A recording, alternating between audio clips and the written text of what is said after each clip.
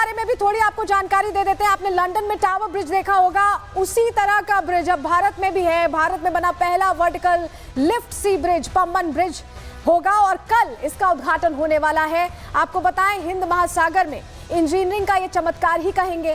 PM Modi कल यहीं पर रामनवमी का त्योहार मनाने वाले हैं, पर्व मनाने वाले हैं। आधुनिक मानकों पर यह तैयार किया गया ब्रिज और चक्रवाती तूफान रोधी है पम्बन ब्रिज। इसके अलावा अगर भूकंप आ जाए तो भी ये पुल टिका रहेगा। वहीं 25-25 टन एक्सल लोड के लिए डिजाइन किया गया है। यात्री ट्रेन और मालगाड़ियों को भी इस पर चलाया जाएगा। ब्रिज से ज्यादा गतिविधियों को, आर्थिक गतिविधियों को बढ़ावा मिलेगा और इसी पर फोकस यहां होता दिखाई दे रहा है। तो इसको लेकर तैयारी पूरी है। कल रामनवमी पर किस तरह की तस्वीरें आती हैं उस पर भी हमारी नजर रहेगी, हम आपको दिखाएंगे वो तस्वीरें। लेकिन आगे बढ़ रहे हैं, अगली खबर का रुख कर रहे हैं और अब बात वक्फ बिल की करने वाले हैं, जो दोनों सदनों से पास हो गया है। लेकिन विरोधियों के अंदर इस बिल के पास होने के बाद खलबली मची हुई है, हंगामा मचा हुआ है। उन्हें समझ नहीं आ रहा कि अब क्या करें, क्योंकि जब बात करने का मौका दिया तो वॉकआउट का सीजन चल रहा था। जेपीसी से वॉकआउट, सदन से वॉकआउट, बीएससी से वॉकआउट, हर जगह से वॉकआउट। और अब जब बिल पास हो गया है तो उन्हें टेंशन हो गई है। टेंशन इस बात की कि अब वो कैसे बताएंगे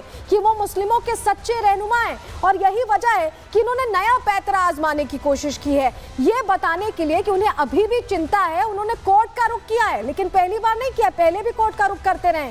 क्या ये चिंता में कोर्ट का रुख किया गया है या एजेंडा कुछ और है? अब यही आपको बताने जा रहे हैं, क्योंकि पहले तस्वीर दिखाकर ही शुरुआत करेंगे। तस्वीर से आप बेहतर समझ पाएंगे। तस्वीर दिखाइए। तस्वीर आपके सामने रख रहे हैं, दो तस्वीरें देखिए, जहां पर आप देखिए कि ओवैसी एक तरफ सदन के अंदर बातें बड़ी बड़ी करते हैं और कहते हैं कि मैं बिल फाड़ रहा हूं। सुप्रीम कोर्ट में अब उन्होंने रुख कर लिया, सुप्रीम कोर्ट पहुंच गए हैं और वहां उनकी तरफ से अपील फाइल कर दी गई। ये दो तस्वीरें आपके लिए देखना इसलिए जरूरी है क्योंकि सुप्रीम कोर्ट में सिर्फ ओवैसी नहीं और भी चेहरे हैं जिन्होंने अपील की है। ये अपील उस बिल के खिलाफ है जो दोनों सदनों में पास हो चुका है, राष्ट्रपति के लिए यहां पर पहुंच चुका है मंजूरी के लिए और उसके बाद कानून बन जाएगा। लेकिन उससे पहले कोर्ट में अपील की गई।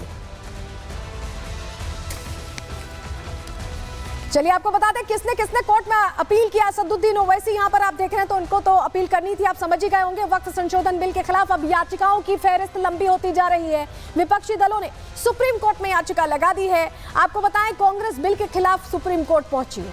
वहीं AIMIM ने भी अब सुप्रीम कोर्ट में याचिका लगा दी है। असदुद्दीन ओवैसी और कुछ मुस्लिम संगठन भी सुप्रीम कोर्ट पहुंच चुके हैं।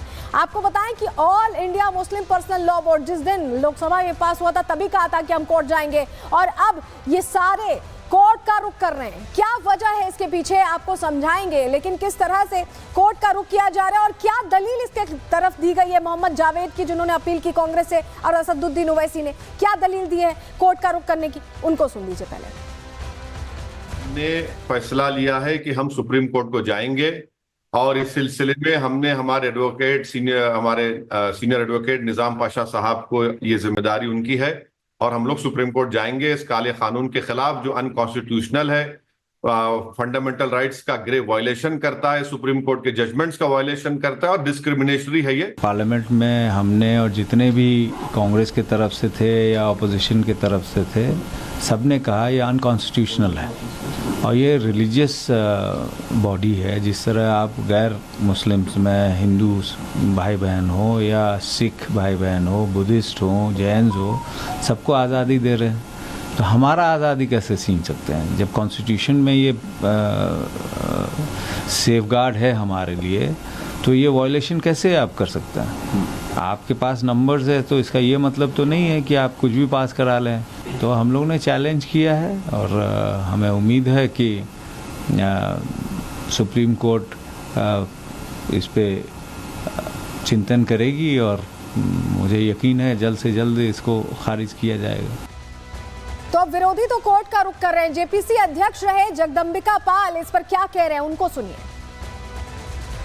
सुप्रीम कोर्ट का भी रुख कर रहे हैं और कह रहे हैं मुस्लिमों का हक छीना जा रहा है। तो अब सुप्रीम कोर्ट तो खुला हुआ है, सुप्रीम कोर्ट में तय हो जाएगा कि आज जो सेक्शन 40 जोड़ के कांग्रेस यूपीए की सरकार में उस वक्त के कानून में डाल दिया था कि वो संविधान से ऊपर हो गया था। अगर इस कोठी को भी वक्फ बोर्ड ने समझ लिया कि वक्फ की ज़मीन है तो कोई डीड नहीं चाहिए था, वक्फ घोषित हो जाता, उसको कोई डी नोटिफाई नहीं कर पाता। तो आज जो वक्फ का कानून कांग्रेस यूपीए में संविधान से ऊपर हो गया था, ये संशोधन नहीं हुआ, ये मोदी जी ने उस संविधान की रक्षा किया है। Article 300A right to property की रक्षा किया, जो व्यक्ति का मौलिक अधिकार है कि किसी की संपत्ति ली नहीं जा सकती। और आज वक्फ के नाम पे जहाँ भी उंगली रख दिया वो वक्फ हो गया। तो इस तरीके से अब अगर ओवैसी हैं, चाहे अब्दुल्ला हो, चाहे all India Muslim personal law board है, सुप्रीम कोर्ट जाइए।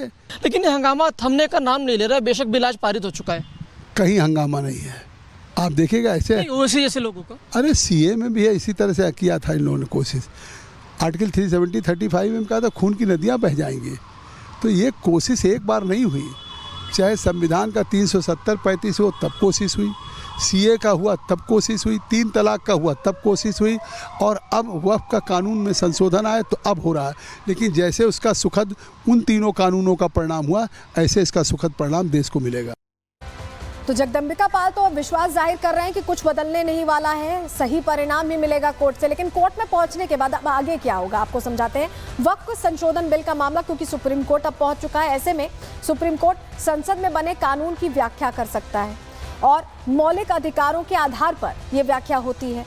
आप समझिए, मौलिक अधिकारों के उल्लंघन पर ही सुप्रीम कोर्ट फैसला ले सकता है। सुप्रीम कोर्ट तय करेगा कि संवैधानिक अधिकारों का हनन हुआ भी है या नहीं हुआ है। अगर रोक लगी तो सरकार के पास संविधान संशोधन का रास्ता होगा। सरकार संविधान संशोधन के जरिए अपना आगे का रास्ता तय कर सकती है। फिलहाल मामला कोर्ट पहुंचा है, विचाराधीन है। लेकिन जरा आपको बताते हैं कि किन याचिकाओं के आधार पर ये कोर्ट गए हैं। ये जो तमाम विरोधी दल हैं, किन याचिका किस आधार पर लगाई गई है, क्या इन्होंने जिक्र किया है, क्या ग्राउंड्स दिए हैं। आपको बताएं, अनुच्छेद 25 का जिक्र यहाँ पर है, धार्मिक स्वतंत्रता के अधिकार का उल्लंघन बताया है इस बिल को। अनुच्छेद 26 का जिक्र है, धार्मिक संस्थाओं के प्रशासन का उल्लंघन है, ये भी बताया गया है। इसके अलावा अनुच्छेद 29 और 30 अल्पसंख्यकों के अधिकारों की सुरक्षा का उल्लंघन, ये हवाला दिया गया इन याचिकाओं में। और इन याचिकाओं के जरिए अब अपील कोर्ट तक पहुंच चुकी है। कोर्ट में क्या होगा इस पर सबकी निगाहें हैं। लेकिन इस बीच बिहार के गवर्नर आरिफ मोहम्मद खान, ये तमाम जो विरोधी दल पहुंचे हैं कोर्ट, उन पर क्या रिएक्शन दे रहे हैं, उनको भी सुन लीजिए। मैं थोड़े समय के लिए, मेरे पास उत्तर प्रदेश में जब मैं मंत्री था तो वक्फ विभाग भी था जी। सारे मतलब पूरे वक्त उन्हीं लोगों से मिलना होता था जिनके मुकदमे चल रहे थे आपस में, चूँकि प्रॉपर्टी का मामला है। और पुराना फैसला है कि वक्फ काहे के लिए है। मैं आपसे पूछा हूँ, वक्फ काहे के लिए? मैं अपनी प्रॉपर्टी को कहता हूँ कि ये अब मेरी प्रॉपर्टी नहीं है, ये प्रभु की, अल्लाह की प्रॉपर्टी है। तो अल्लाह की प्रॉपर्टी का इस्तेमाल किसके लिए किस कामों के लिए होना चाहिए? जन कल्याण के लिए, गरीब आदमी को फ़ायदा पहुँचाने के लिए।